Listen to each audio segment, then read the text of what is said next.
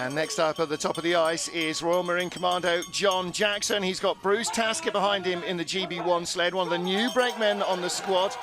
You see just before they went to use the steel wire brush to clean off the bottom of their shoes that they used to grip into the ice. Well, he was over 3/10 in front of Russia 2 from the first heat. He's holding on to that. Seems to have cleaned it up quite a bit. Very violent, he's over. Very late indeed onto the corner, and just such a short corner, not enough time to pull it back down off the curve.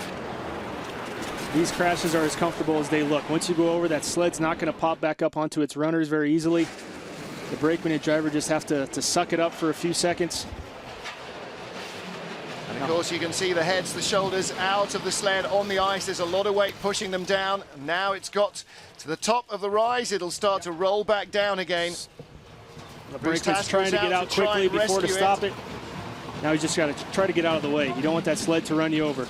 Jacko's getting back right under the cowl as much as he can. The safest way to handle a crash is just to stay in the sled. Yeah. You know, he was trying to get out in that uphill portion of the track. You just don't want his spikes to get caught in the ice and tear up a knee, pin it underneath the sled, anything like that. Track workers and the medical crews straight in there. Bruce Tasker's first year in sliding. I don't think he's crashed that many times, so inexperienced really is the protocol to just hang in and stay inside that composite shell to try and protect yourself. You know, the brakeman is bent down anyway, and the initial impact, the driver's head is the one that's sticking out. When you go over and you hit the ice, you hit the wall, I mean, there's not a lot of room to play with. You get a big bang on the head. Yeah, the medical staff will take a look at these athletes. Try to make sure that, you know, first of all, they're, you know, coherent and everything's, you know, still functioning. There are no broken bones, anything like that. But, you know, here you can see his mistakes. He was skidding just a little bit coming into 12, didn't have the control, hit that high lip in curve 12, and couldn't control it on the way out.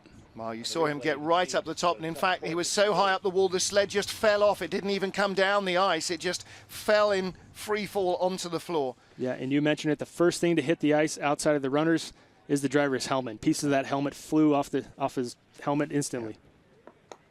Well, that's a big hit for John Jackson. The GB team were expecting to race in the team competition later on this afternoon as well, and Jacko would have been the driver in the two-man sled, and that might be under question now. Well, Pete Gunn, he's been in some crashes, he's seen a few crashes, but in the World Championships, that's a big stage on which to have such a drama.